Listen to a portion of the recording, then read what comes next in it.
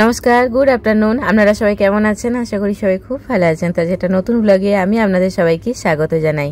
আজ mother's day, তাই মা আর মেয়ে মিলে আজকে বেরিয়ে পড়েছি সিনেমা দেখতে। আমার দুই মায়ের মধ্যে আমার ছোট মা এসছে আমার সাথে, বড় মায়ের পড়া আছে, তো ও কোচিনে গেছে, তো সে আসতে পারে নাই। তো আমার ছোট মা আমাকে সিনেমা দেখাতে নিয়ে এসছে। তো আজকে মাদার্স ডে উপলক্ষে ওরা সমস্ত রকম আমাকে খরচা ওরা করবে, আমাকে কিছু খরচা করতে দেবে না। মনি যা পকেট মানি পায়, মেঘা যা পেয়েছে ওর পাপার কাছ থেকে সব বুনিকে দিয়েছে, বলেছে মা যা যা খেতে ভালোবাসে, মাকে সিনেমা দেখানো সবটা তুই করবি। আমার যেহেতু কোচিং আছে আমি পাচ্ছি না, তো সেই জন্য মনি আমাকে নিয়ে এসছে। তো আমরা ডায়মন্ড প্লাজায় চলে এসেছি। এখানে মুভি দেখবো, কিন্তু সিনচ্যান কার্টুন মুভি আর কি। তো সেই মুভি দেখবো।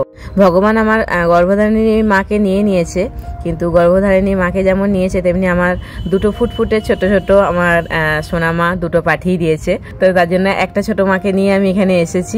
কিন্তু তারপরেও গর্ভধারিণী মাকে তো আর ভোলা যায় না, কারণ আমি অমূল্য রতন হারিয়ে ফেলেছি। তো একটাই কথা বলবো, মিস ইউ মা, খুব মিস করছি আজকের দিনটাতে। হ্যাঁ, মেঘামণি আমাকে ভরিয়ে রেখেছে, তবুও মাকে তো ভোলা কখনোই যায় না। আর এখানে মনি আর আমি সিনেমা দেখে এখন এবারে বেরিয়ে পড়েছি। দুপুরে খাওয়া দাওয়া করে গিয়েছিলাম, এবার সন্ধ্যাবেলায় খিদা পেয়েছে, তো আমাকে কেএফসিতে নিয়ে গিয়েছিল বার্গার খাওয়াতে, কারণ আমি বার্গার খেতে খুব ভালোবাসি। ওখানে ভিডিও ফুটেজ নিতে পারিনি, কারণ কেএফসিতে ভিডিও করা অ্যালাউ নেই।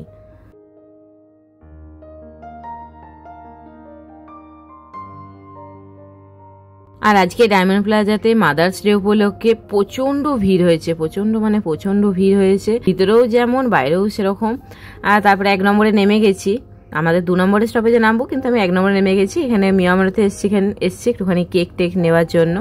আর এখানে দেখুন কত মা লেখা ওরকম কেক আর কি বিক্রি হচ্ছে। দেখুন প্রত্যেকটা কেকের উপরে মা লেখা আছে। কিন্তু মনি আর মেঘার যা পকেট মানি ছিল সব মোটামুটি খরচা হয়ে গেছে, কারণ ওখানে না যে টিকিট আমরা কেটেছিলাম ওটা একটুখানি বেশি টাকাটা লেগেছে। আমরা যাবার পরে ওখানে যেটা দেখে গেলাম ফোনে, তার থেকে অনেকটা টাকা বাড়িয়ে দিয়েছে, যেহেতু অনেক ভিড় হয়েছে মাদার্স ডে উপলক্ষে। আর এই জন্য ওরা দুজনের চিপস নিয়ে এসছে, আর এই চাবি বললাম এরকম ছোট ছোট 4টে কেকের পিস নিয়েছে, বড় কেক নিয়ে যাওয়ার কোনো দরকার নেই। আর রাতে এমনি বিরিয়ানি মাংস এইসব খাওয়া হবে। আর একটা ফ্রুটি নিয়েছে 1 লিটারে।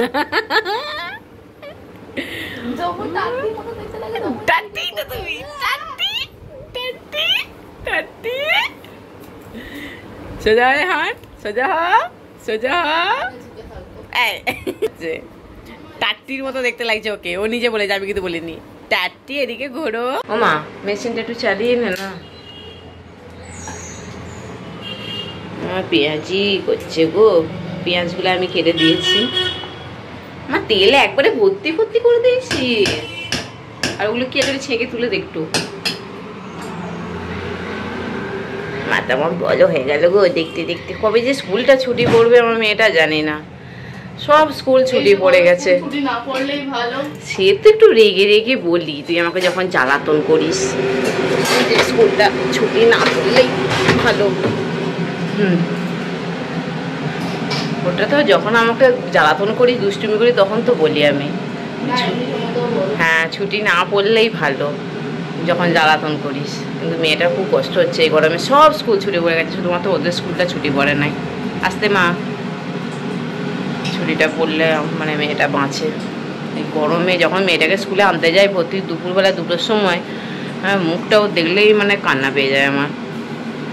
গ্লুকন-ডি জল করে নিয়ে যায়, ফ্রিজে রেখে দিই, নিয়ে যাই, ও গাড়িতে আস্তে আস্তে খেতে পায় আর কি।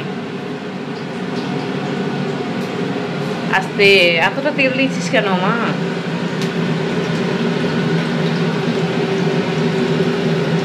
ছুটি হাতগুলো নিয়ে এত ডেসপারেট হয়ে গেছিস না তুই?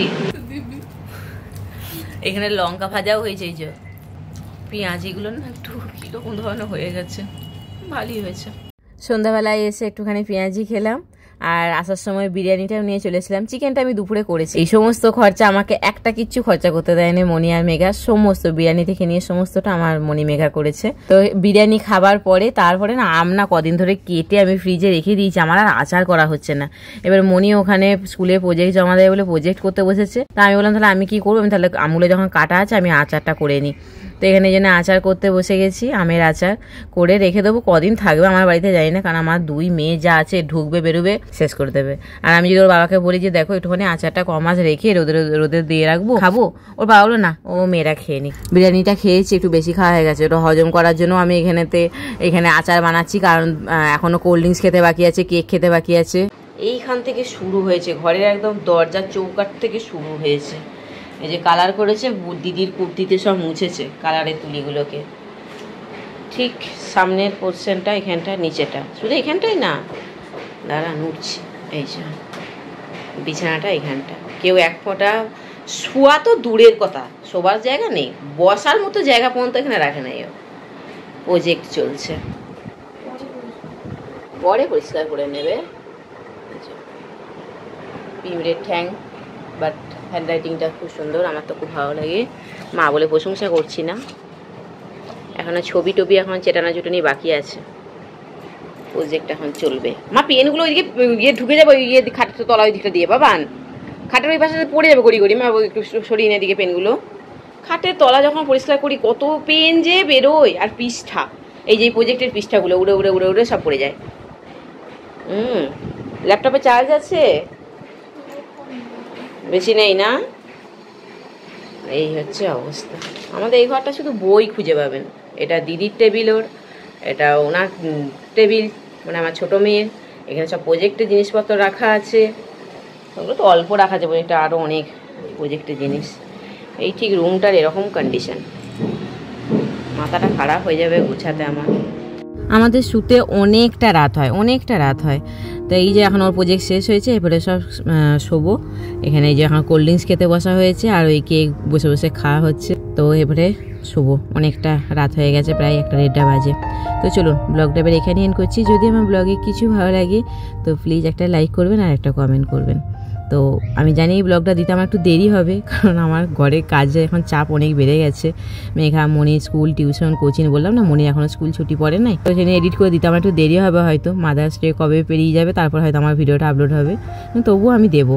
তো চলুন আজকের মতো গুড নাইট, সবাই খুব ভালো থাকবেন, সুস্থ থাকবেন।